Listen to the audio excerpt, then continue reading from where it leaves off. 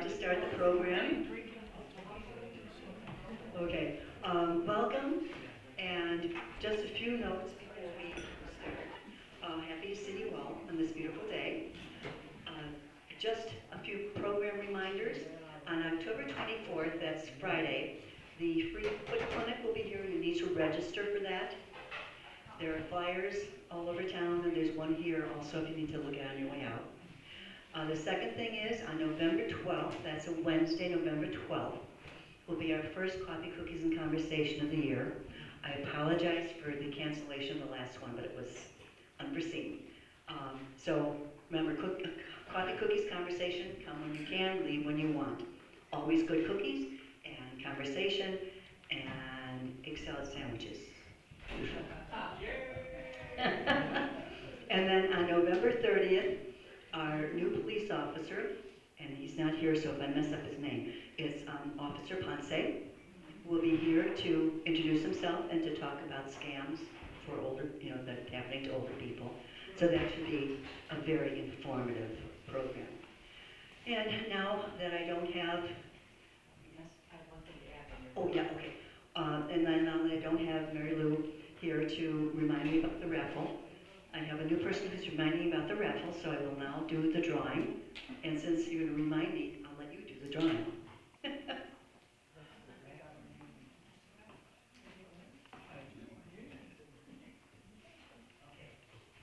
So, Jackson Harbor Soup, we have a $25 gift certificate, a gift card for Jackson Harbor Soup, and Casey, hold this.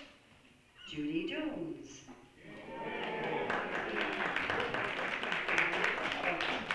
Okay.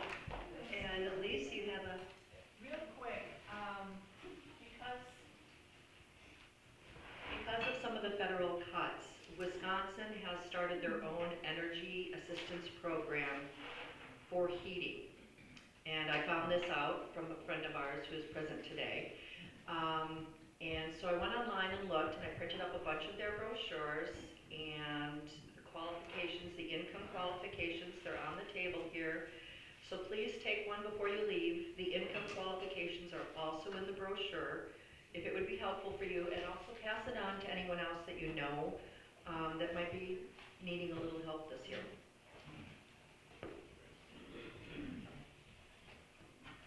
Okay, I'm about to introduce our speaker, but I have a little story to tell first. When I was in second grade, my mother almost disowned me for two reasons. One, I was taking piano lessons and I refused to practice. I regret it to this day. The second thing was, in second grade, we had what was called a phonics book, where you learn how to pronounce, and I refused to do it. My mother filled the book in for me. And the reason I'm telling you this is because I know I'm going to mess up Geraldine's name. Okay, okay, I'm going to try it. Veneman? Okay. Geraldine, here she goes. Hello, everyone. So, I'm Geraldine Veneman. I am a therapist, mental health therapist, or officially it's called a psychotherapist. I think that's all I need to say about that. At least when I was having lunch, talked about letting you know what it means when you come to my office to talk about problems or struggles or support that you might need. Everything you say in my office is confidential. It's very heavily regulated by HIPAA, and I am very much of a stickler of following those rules, and as a social worker I also have the ethics of confidentiality. So the only exception to that would be if you talk about hurting yourself or someone else. Then we have to make a plan for that. Anything else stays in my office, not going anywhere. So that said, if you need help, there are cards over there, but I'm not here to ask for business. That's not what this is about. This is about taking care of yourself. There's a couple of issues that almost everyone, do you need something? Can you hear? Can everybody hear her? Okay. A little bit low, maybe. Well, how about if I do it just like this? Do people hear me then? No?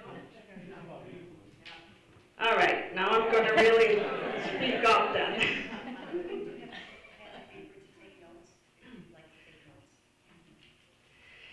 We all, at times, are dealing with feelings of depression or anxiety. So that's a couple of topics I would like to talk about today, and mainly about how to take care of yourself with that.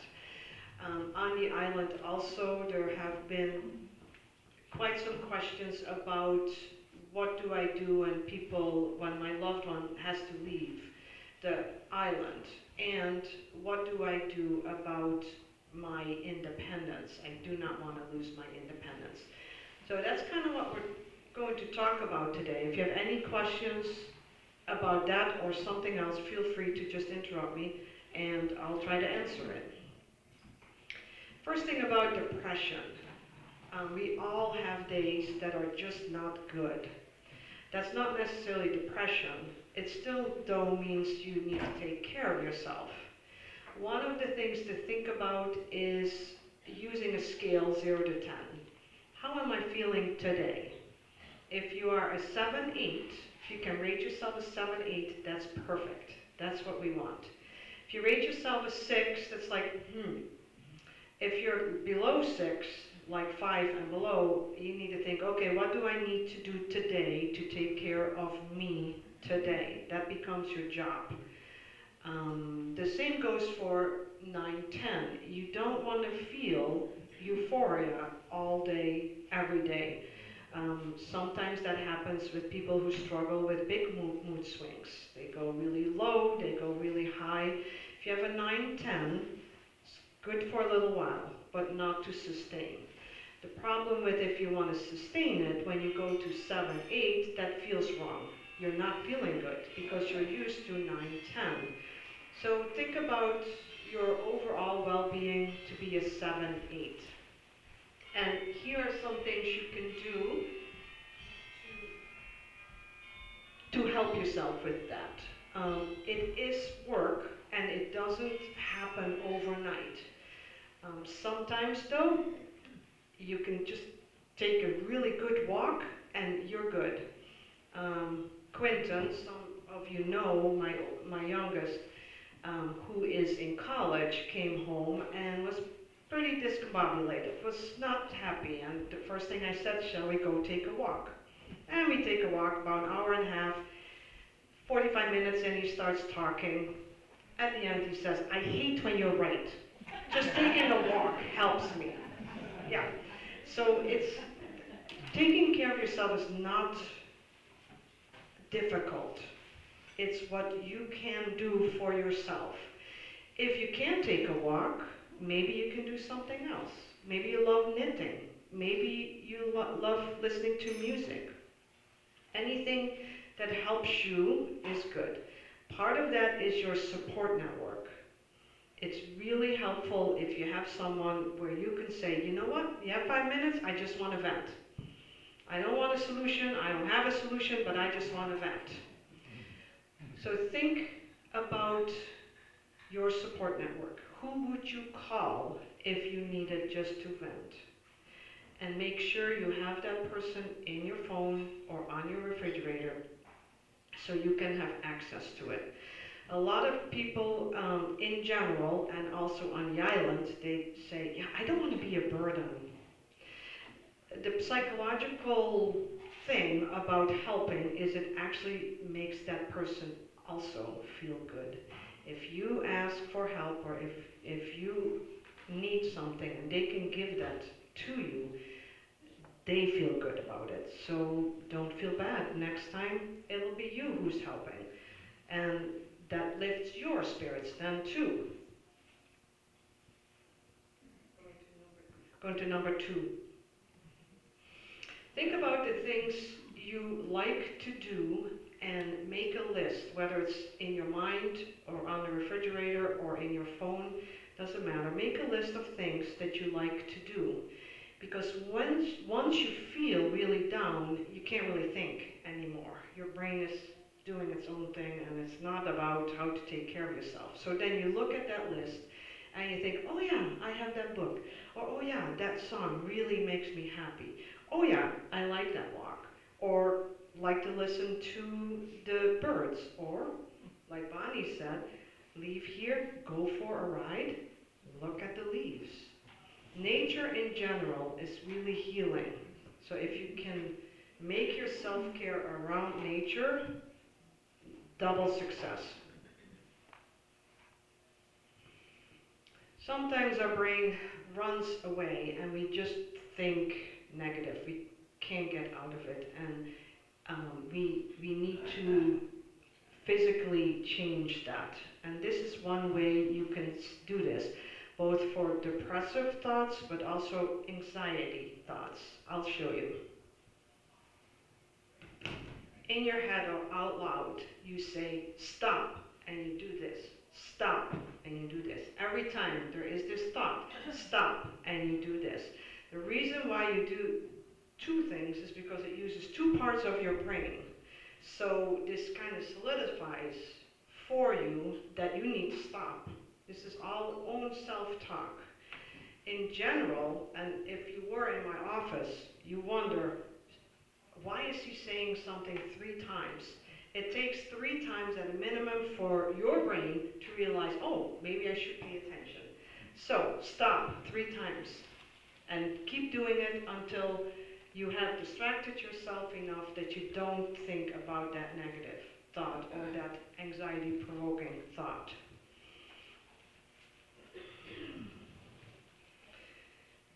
Another thing that's really important is to try to get outside at least once a day. Even if you're just out in the front door, if the sun is there and you feel the sun on your face, that's really good for your body. Vitamin D is good, but just using your senses to listen to the sounds and being one with nature is really healing and helps to lift your mood. So these are really simple things to do that helps your mood. Another thing that people feel might bring them down is putting too much on your plate. All these stresses, try not to have them, try to manage them, try to delegate, and if you can't, make a list and start crossing them off. And literally cross them off, because different parts of your brain are helping you manage. You're crossing this off, you have a win. Next one, you have another win. And that action and the crossing off and doing whatever it was that was on that list helps you maintain that 7-8.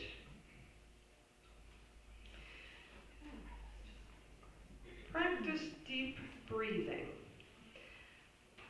It's amazing how your body and your mind work together. If you have a physical issue, say high blood pressure, and you practice breathing, your blood pressure goes down. We know this, we can see this. When you feel upset, either depressed or anxious, and you breathe, that lowers your blood pressure, creates more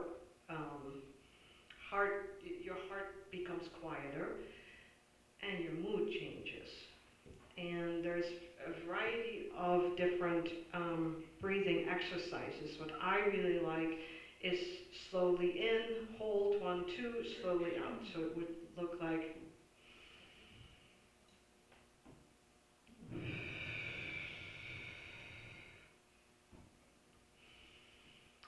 that. But there's many different kinds, and there's just Google it online, and you find the 5 most used ones, and you need to try it. And you pick which one works best for you.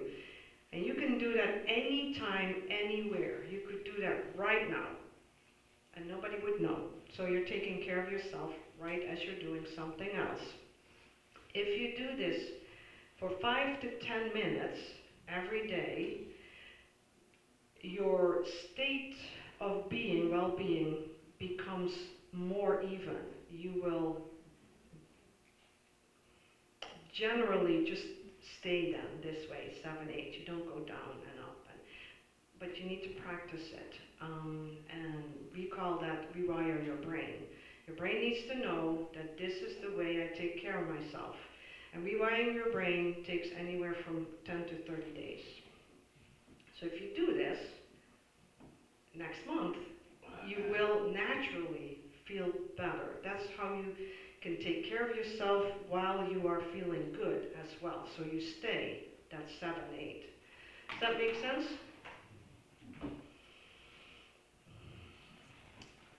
Listening to music. I'm reading a book about it from a neuroscience. It's really dense, which is not that's not usual for me. Usually I can sit through things pretty well. The reason why it's dense for me is it's really steeped in research, but that's also why I like it. Music really does something to the brain that nothing else can do. It creates an easy pathway for you to make dopamine, which is one of the happy makers. So I encourage you in part of your well-being routine to find music. Whatever it is, doesn't matter. And I encourage you to have different genres, because today you might love hip-hop. Tomorrow you might love opera. And it doesn't matter what you have, as long as you create that path to the dopamine. And then you feel better. Look at little kids. They hear music. You see them. That's their way of their brain telling them, oh, this is good. Sleep. I cannot stress how important good sleep is. I personally, if I have the third day of no good sleep, the world falls apart. I can't find my left sock and I'm done for the day. It really messes up with your brain. So a good sleep routine is really important. We can have a couple of nights of no good sleep, but then make sure that third night is all about sleep, because you will feel better the next day. Part of good sleep also is a sleep routine. It doesn't matter what you do, as long as you do it every night, same time, same thing, not same time, same way. Part of my sleep routine is taking a shower. And if it's late and I'm so tired and I don't want to take a shower, well, I don't do that anymore, but I would skip the shower. I don't fall asleep. That shower tells my brain, oh, it's time to go to sleep.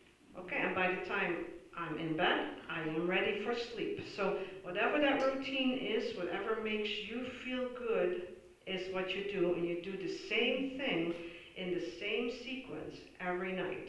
That's how you help sleep. Also, it's interesting about sleep, and some of us need to have a schedule of sleep. We can't just lay down at 2 p.m. when we're tired. But really, that kind of sleep pattern is not normal for us. And as we age, and you have time, I encourage you to really listen to your body. There was a study in the Netherlands, which I am from, by the way, in the 1500s. People would get up at 2 a.m. and visit the neighbor for tea or coffee, and then would go back to bed at 6 and sleep some more. People in the Amazon tribes that have no interaction with humans do the same thing. So when you can, if you have insomnia in the middle of the night, if you're tired at 2 p.m., take a nap. It's better than struggling through and having your brain not work well. And this is, for me too, it's how our brain works. So this is not because you feel depressed, it's because how our brain works. We all have that. And the reason I'm saying that is I want to normalize that mental health and physical health are connected. And if you have chronic pain, I can pretty much promise you that your mental health is suffering too. If you have a mental health issue and you have this pain in your shoulder, well, that's because of that. They are connected. When you feel depressed or when you feel anxious, I encourage you not to make any big decisions. It's all about you taking care of you. And that decision, whether you do this big thing now or more or tomorrow, or you need to make it, don't make a decision. Make a decision when you feel 7, 8. Any questions?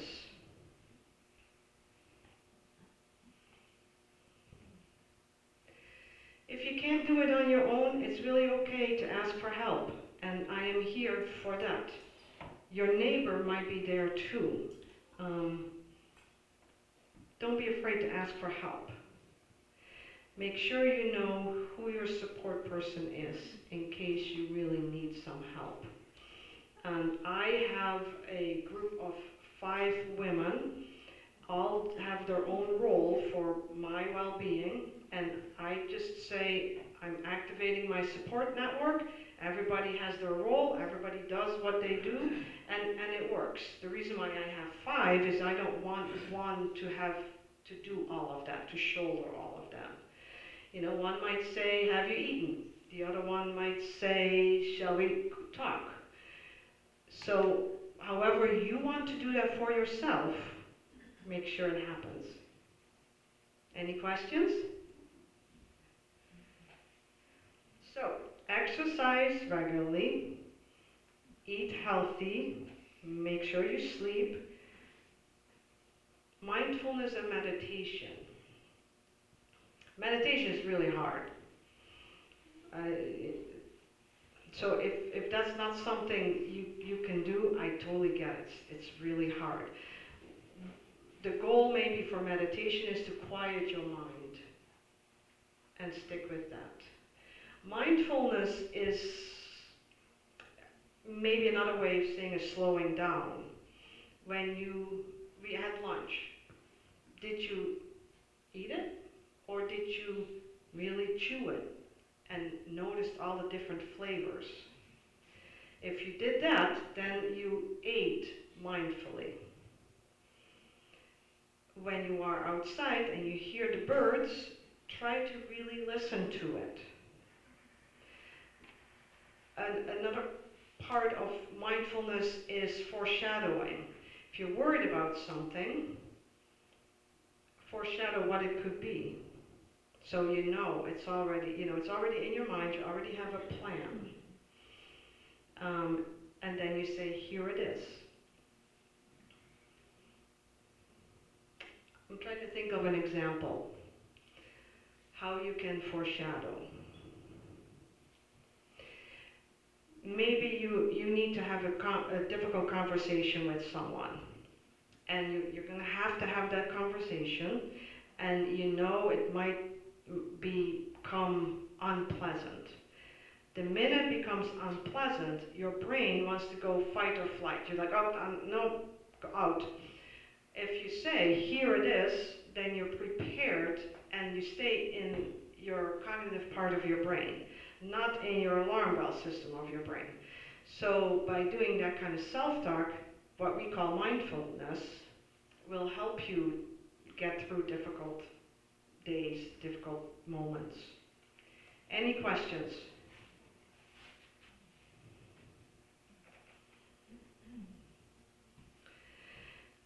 The last thing about that is I can't stress enough that it needs to work for you.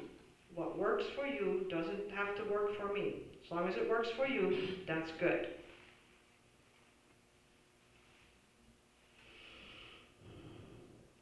Anxiety. A lot of the self-care things that I talked about about depression also go for anxiety. There's a few other things that you can do when you are anxious. Um, the one I really like is using your five senses.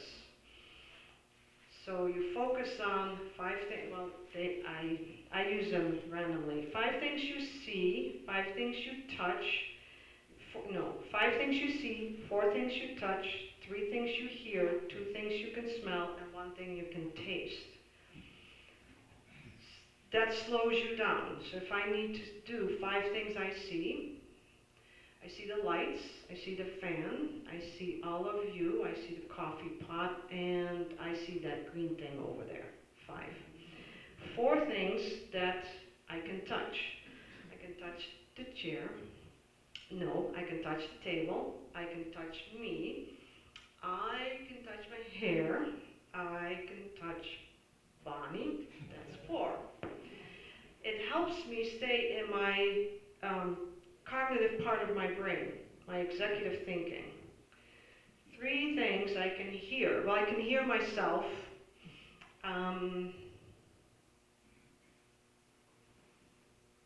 I hear something in the kitchen,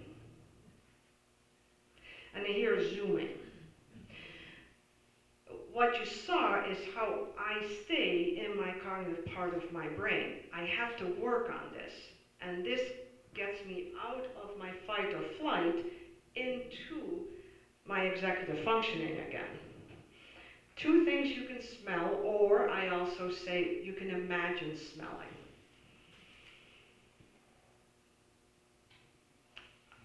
I'm smelling the thing I had at the Apple Fest, caramel apple. Not really, but in my mind, that's what I smell. And I smell the soup. Can you see how hard that was? And that helps me stay out of that anxiety. And then one thing that I can taste or imagine tasting. Water. I taste water and it's cold. Doing that, if you are panicky or heightened in anxiety, will help you get back on track.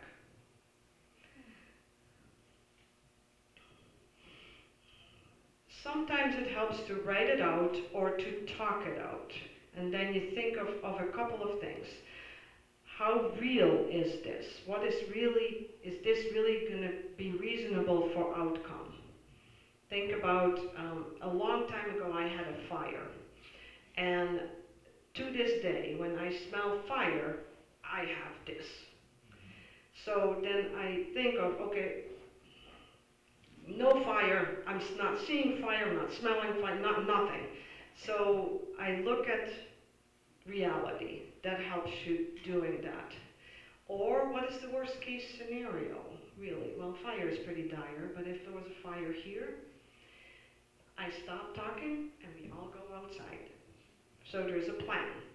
So again, you're staying in your executive part of your brain.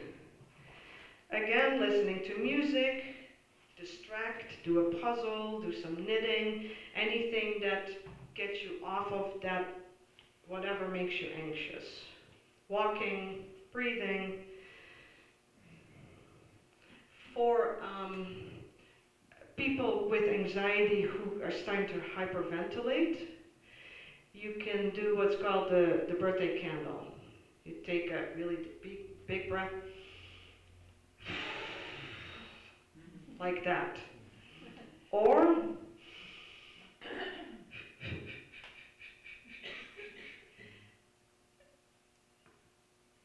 when I work with little kids, I have bubbles, and we blow bubbles. Do that. Who cares? Blow bubbles. It helps you regulate your breathing, and it gets you out of your panic attack. The lion's breath is what I did with that one.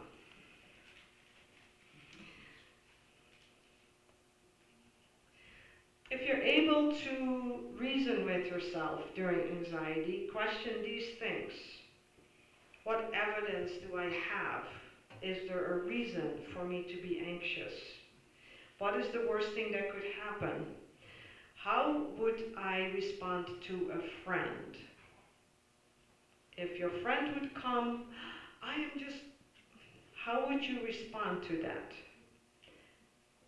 And we're all going to be kind, and in kindness, you do the same to you.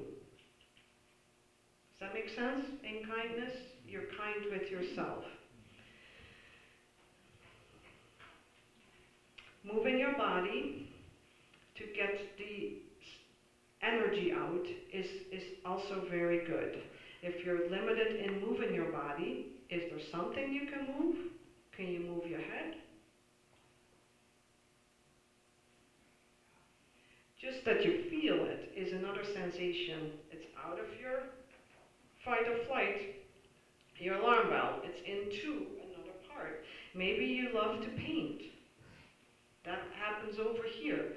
Anything that you do that's not in the middle of your brain is good. That's what we want. We want you to get out of that anxiety. Sometimes you see people do this. That really is to get energy out, to get the anxiety out. So do that. Do this. I don't care what you do, as long as that energy goes out, not in. Any questions about that? I don't know how, I have no idea about time, so are we good on time yet, or, okay. Any questions about how to manage anxiety and depression for yourself at home? You haven't mentioned medication for your life. What's your advice on that? At home? Or going to the doctor and getting,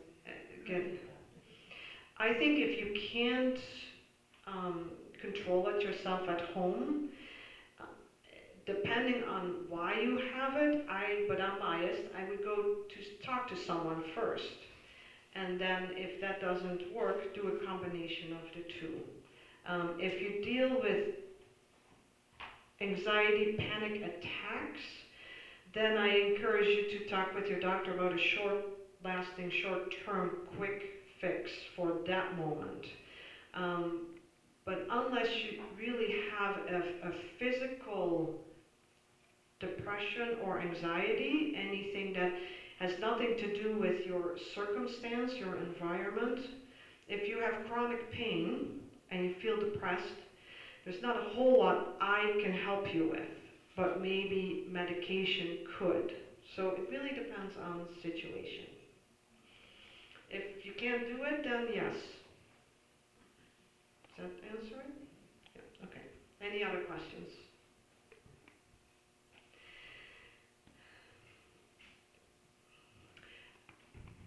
I'm seeing Christine over there, and she reminds me often the last time I spoke that what impacted her most, which I want to repeat, is darker days, shorter days, colder days, means isolation, means a lot higher chance of not being able to manage your depression or your anxiety.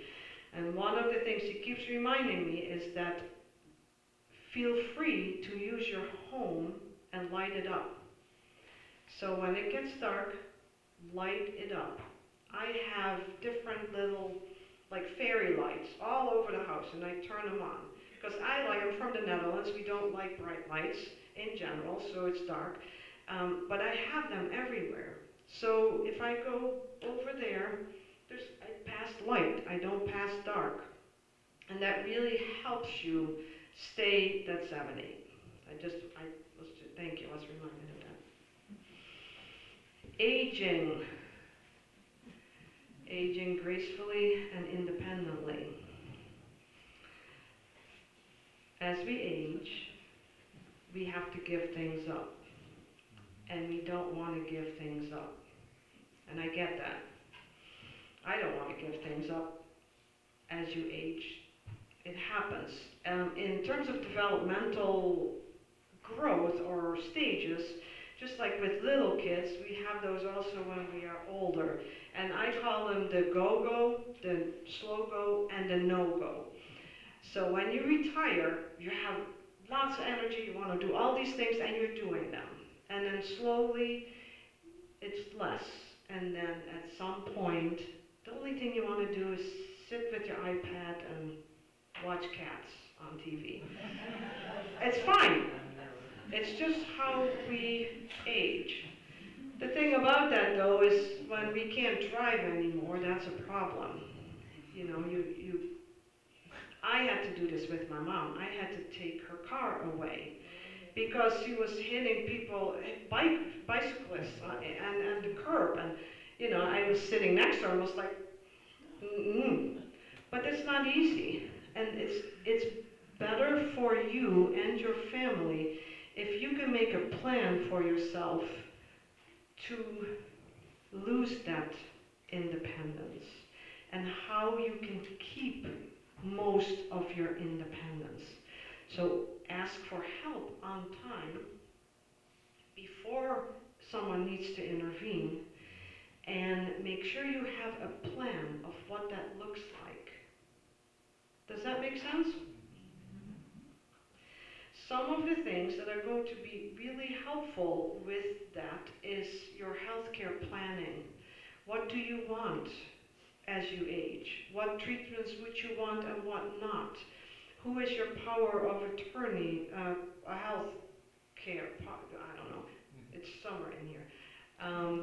Power of, who will make the decisions for you? Have you written that out? Have you talked to that person? Those things will keep you in being independent because you made those decisions, so now someone else can just follow those. Don't be afraid to use help, whether it's a Sudoku game or a walker. What I find is that a lot of people try to minimize and hide their problems. If you grow with it, it'll be easier for you to keep your independence. Does that make sense?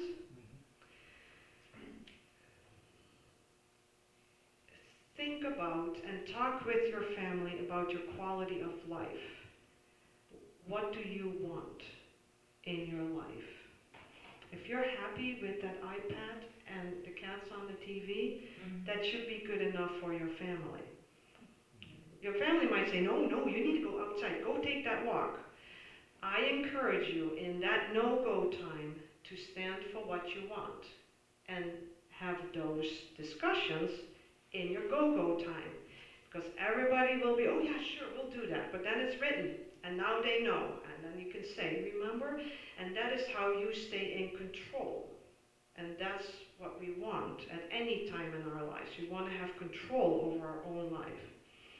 Does that make sense?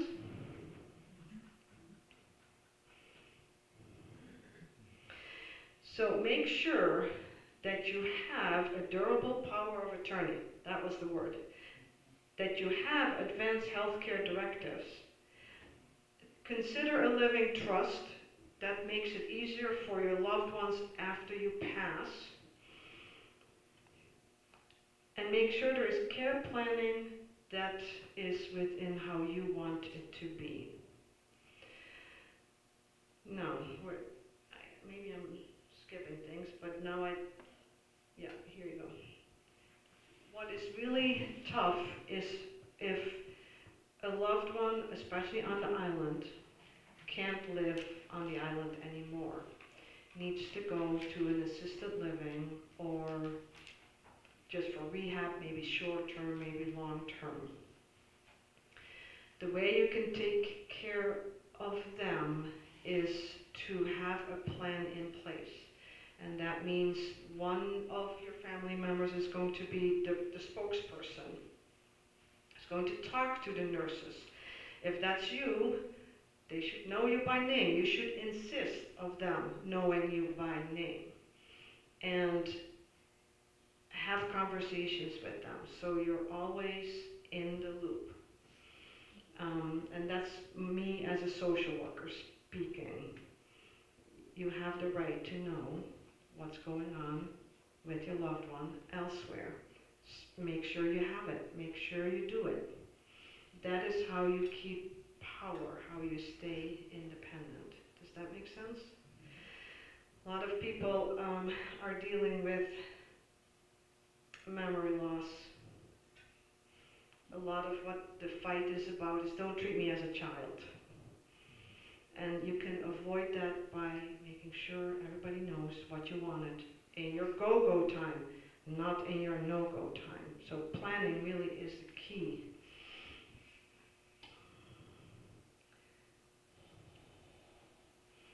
A lot of people lose their sense of self. How are you going to keep that? By having a strong routine. You do everything in the no-go, you do everything how it feels good to you, so people see it, people know it. If you like that puzzle, you're doing that puzzle. Doesn't matter what other people think of that puzzle. Does that make sense?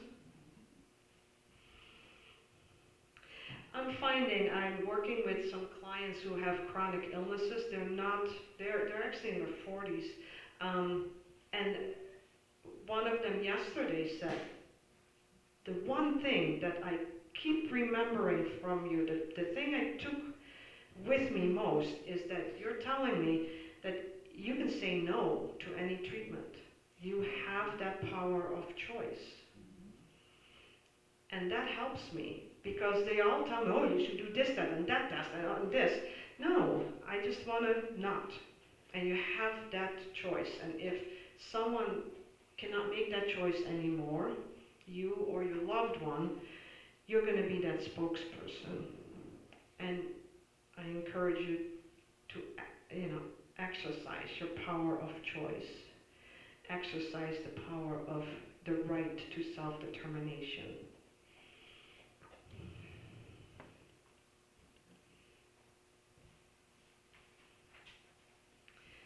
If you had a sense of humor early on, keep it.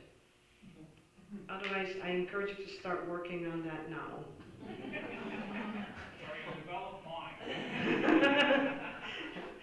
and accept the things that are.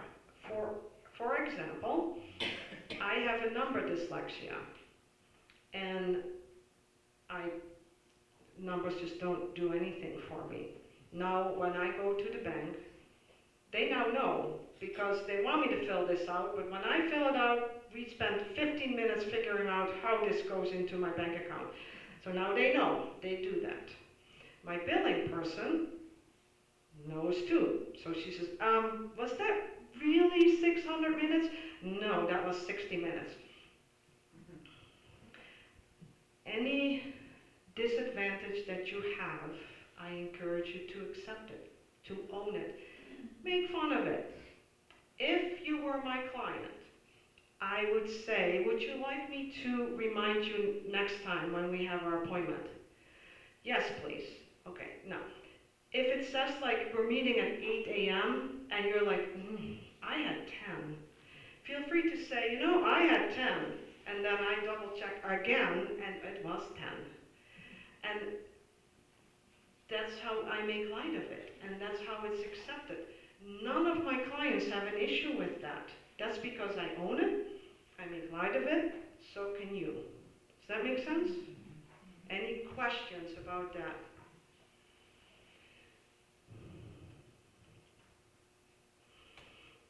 With depression, with anxiety, with aging, with losing abilities, be gentle with yourself. Do what you can to change things, and otherwise, this is just it. I see a few of us wearing glasses. That's just it. Without glasses, right. This is with anything. Be gentle with yourself. Maybe you could do it before, maybe not anymore. Maybe that sucks, but what not can you do now that still has a good sense of well-being? That's the goal. Does that make sense? Oh, practice acceptance and gratitude. Gratitude is good. I'm not saying that. I do want to talk a little bit about an exercise that really helps, and that is to think about 3 good things that happened to you. Today, yesterday, last week. Doesn't matter. That's not gratitude. That's good things. Did someone make you laugh? Did that song make you just happy? When you experience that, dopamine and other serotonin, other happy makers are made in your brain. When you recall that, when you think about it, it does it again. When you tell me about it, it does it again. If you make this practice, your brain learns this, and automatically you see that sun, it spurts all happy makers out. You're good. And you don't even have to work on it. So when you make that a practice, your well-being increases naturally.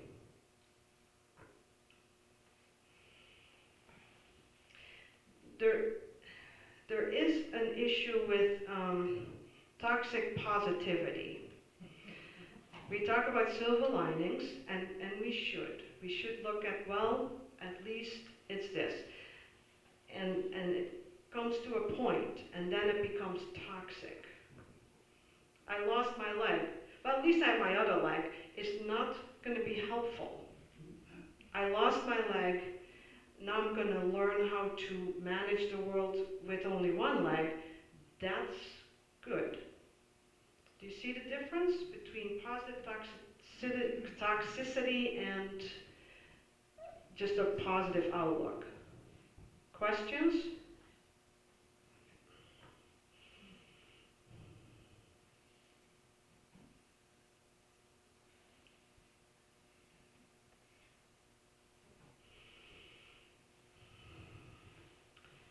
This is about your right to self-determination and your power of choice. When someone says, "Can I help you?" and you don't want help, it's okay to say that. You don't have to accept help because that makes someone else feel better. Especially when you're in that independent, dependent, like switch. If you can do it and you want to do it, do it.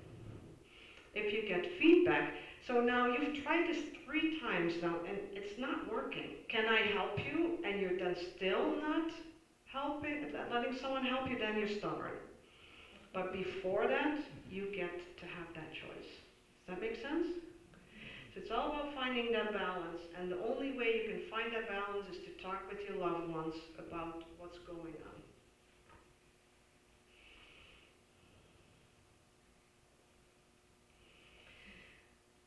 You also might want to look at the word independence. Right now, you know what your independence is. Maybe 15 years from now, that might need to change. It doesn't mean it's gone, it means you need to change it.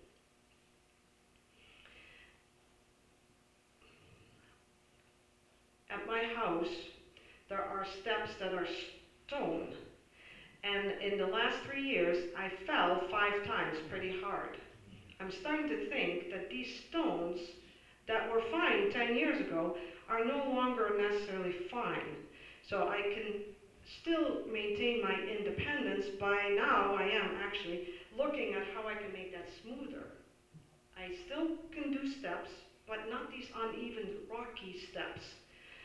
So I still keep my independence, and I'm adapting to it. And you can use this example for anything that you are dealing with. And it could be, maybe you were able to put a shirt over you, but maybe your shoulders are not working anymore, and now you need buttons. Maybe the buttons worked, but now you can't do this fine motor skill anymore. So now maybe you put these push buttons things, or Velcro, or whatever. You can keep your independence to the best of your ability. You don't have to just give it all up. Does that make sense? Also, when you do it that way, it's not such a big step. So if my steps in the front door are now good for a while, and then I'm starting to not do this anymore, then maybe I can do it different, but it's not such a big change. Does that make sense?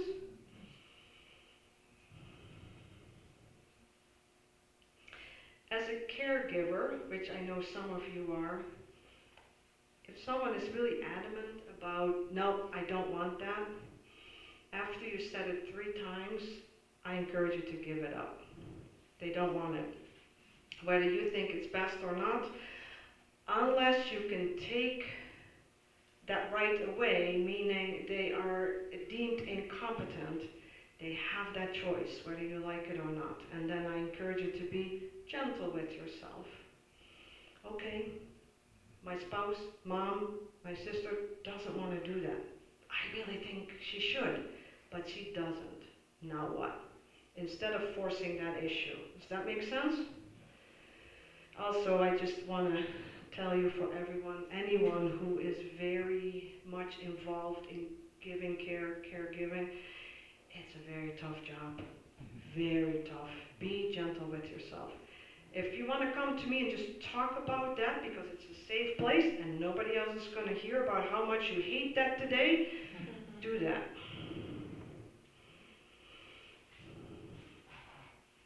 Make sure you think about having a will or a trust. It will really just make things easier for your family members after you are no longer here. Any questions? How are we doing on time? If anyone needs or has another appointment need to, feel free. But I think we're doing okay. What time is it? Yeah. Oh, I've been talking a lot. The next part I did not talk with Bonnie about. She does know this, but she did get what you see. Last time I was here, a lot was asked about dementia, and I didn't feel that I was informed enough, so that's why this is on here. Does anybody have questions about that? Do we need to talk about it? Do you want to talk about it or not? Okay. So dementia is a cluster of things that all have to do with the brain struggling with memory. Alzheimer's is one that falls under dementia. It also is not only memory loss.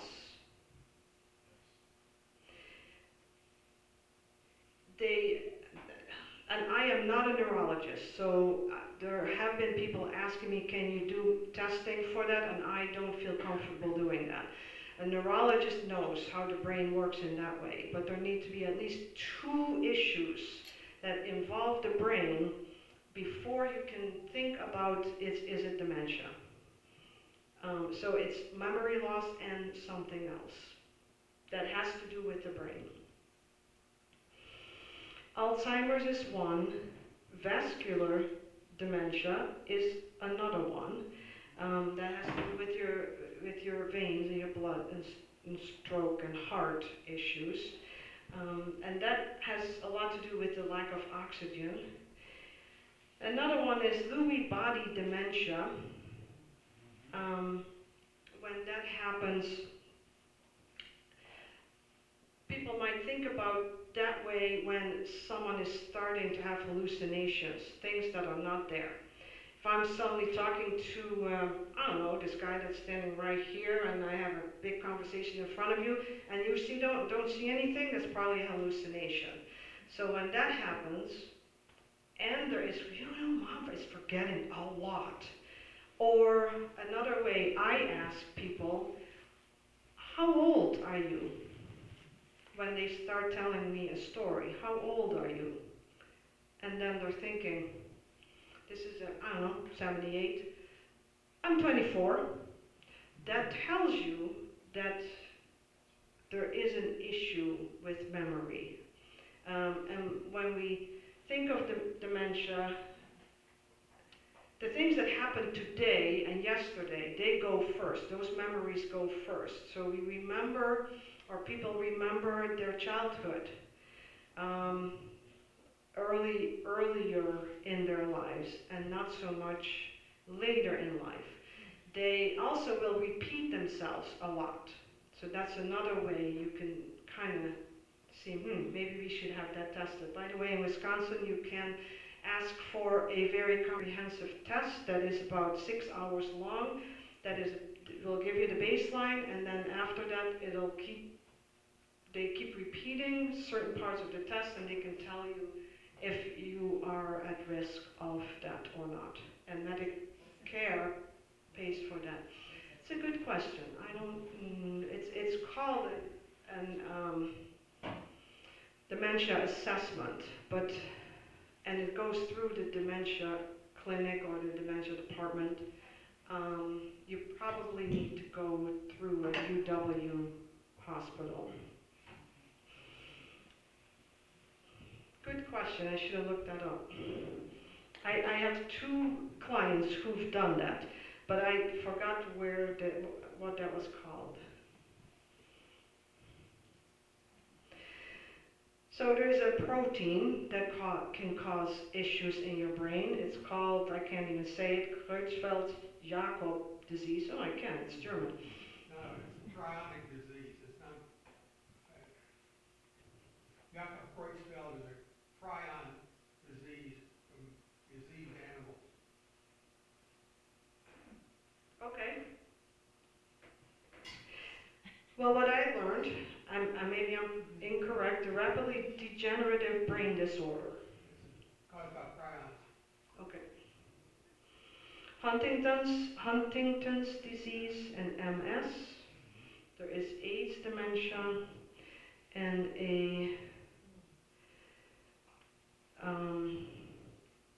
one that is caused by a lot of hits to the head, as you see in the area of football players.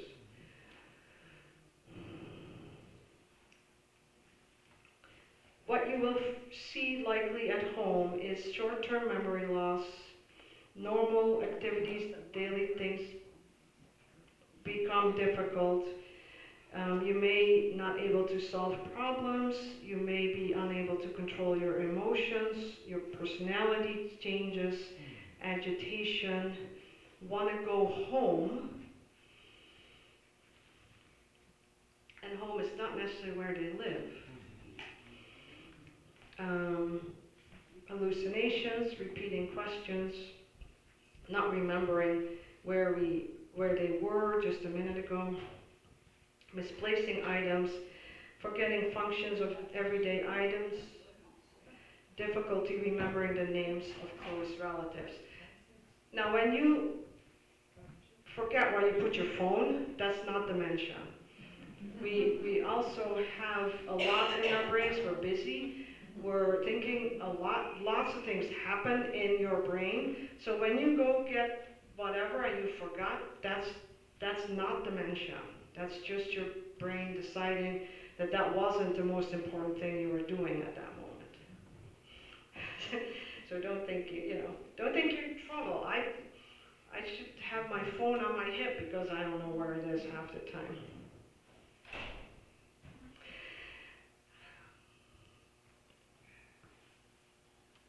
When people, in my experience, people with on-stage dementia,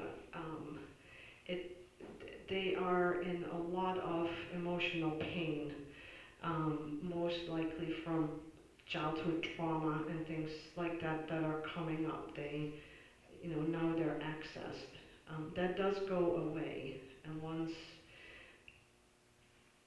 once that initial stage is gone, most people with dealing with that, with dementia, they are actually feeling okay. They are happy within their own bubble. Some things to remember is it's hurtful when you say, well, remember, we talked about this yesterday.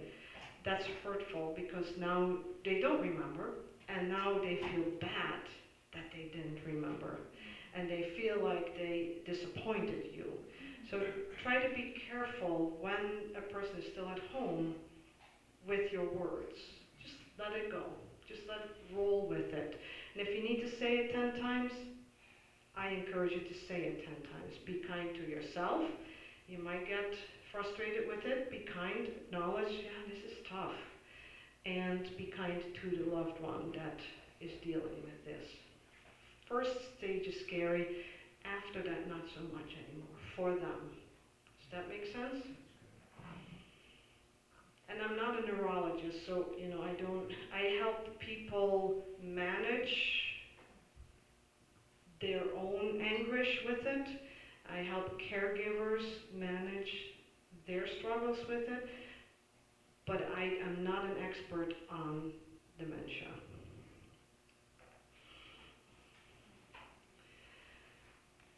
There are organizations. I think Whitechap will be a really good starting point. I know they have a lot of information about all kinds of things in Door County, and I would start there. Any questions? So I hope I don't put this, but we joke around. You know, that sometimes you don't remember somebody's name, you know, that you've met before, or where you put your keys, and we've all kind of talked. What things are really pretty common that are not really raising red flags? I mean, as we age, we're gonna lose some power. So, are there things that we can like just say, oh, heck with it? Most of it is not. When it becomes a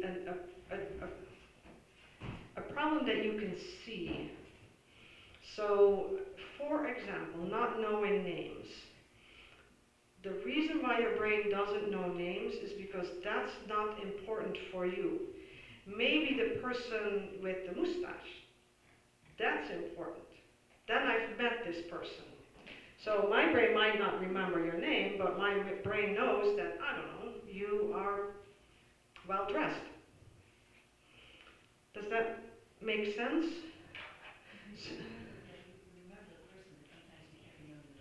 Right, because your brain decided that that was not important. I don't know why my brain decides that it's not important where I put my phone. I do know that I just have, maybe, yeah. I do know that when that happens, there's a lot other things are going on in my brain. Where's my calendar? What's my appointments? Did I eat? Do I need to go to the bathroom before where's my phone?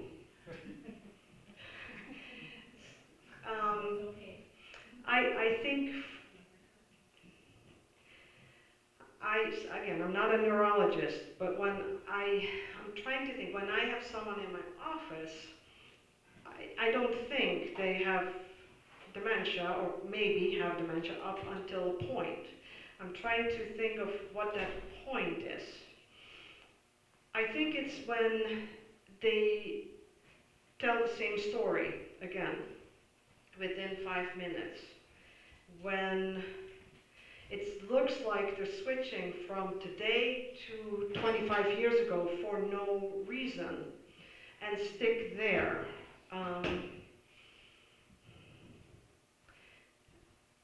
When they're looking at a pen, I need them to sign something, and they don't know how to sign it. Things like that. And it would not be just one thing, it would maybe be 10 things. I think you would know that there's something wrong when you've seen this person every day or once a week. I think you would know, and you can't do anything about it. So a lot of people just want to know and then want to track it, but you can't do a whole lot about it. You can't stop it. I suspect we're kind of hard on ourselves as we get older. Yeah. I suspect that we're kind of hard on ourselves, that we look at these things and think, oh my goodness, kind of things. This is the beginning of something, and maybe we make more of it than it should be the case. Likely, also, that's your loss of independence that you're afraid of, and that doesn't matter whether you have dementia or you break a leg or you're becoming blind or deaf or, you know.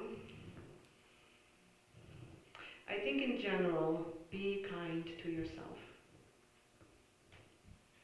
Question, there seems to be a lot of products, aftermarket, vitamin supplements that claim to either stay off or improve memory or cognitive abilities. Have you heard or seen any data that actually supports or doesn't support these claims? I have not about that. The only thing I've seen in natural supplements is fish oil for depression. Okay. That's actually been researched and proven that if you regularly take fish oil, it helps with your mood swings.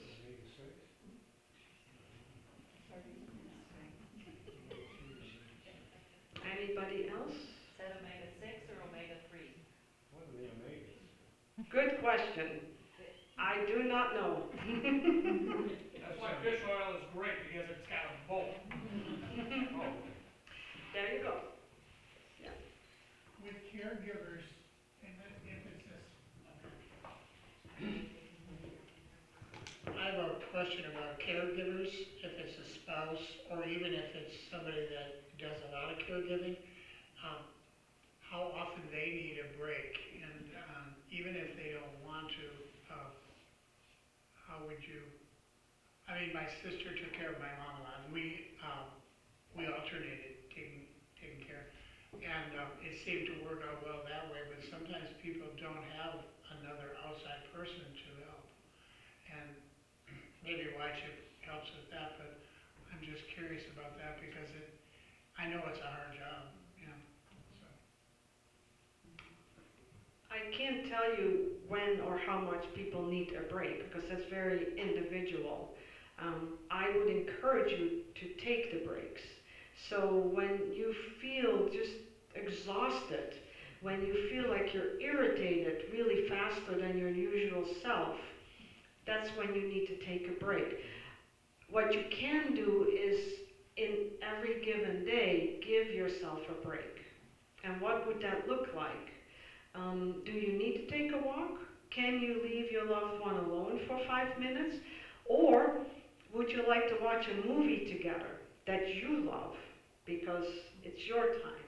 And so it really depends on the situation. I do help people with making like that self-care plan around their caregiving. Does that? Anybody else? This is a presentation that you shipped to me in your email, correct? Yep. Would it be all right if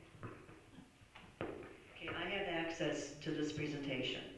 We would be happy to make copies for you if you would like a copy. If not necessarily today, we could run a couple of copies before you leave, or we could make them available to you here in the YCHIP office, or even hang them on the door that you could just come and pick them up.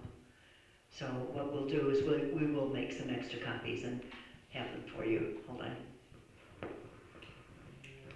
YCHIP also has a program called Neighbor to Neighbor, and we can find someone to come into your home and provide respite care for an hour or 2 or 3 hours, so you could go grocery shopping or you could go to an appointment, that type of thing. We do not have a lot of volunteers for that program, so if you feel like you could give someone an hour or 2 or 3 hours of your time once a month or once a week, or whatever it is, if you've got the ability to do that kind of volunteer work, please come in and share your name with us, and we'll add you to our list, because our list is pretty small, but it really is a program that needs support. We're all going to need it at some point.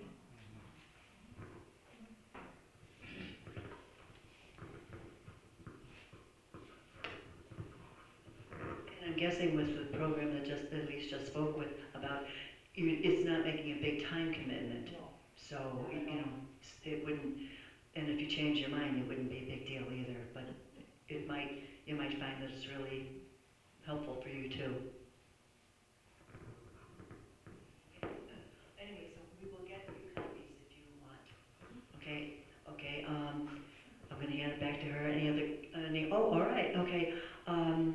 thank you for coming, and thank you, thank you.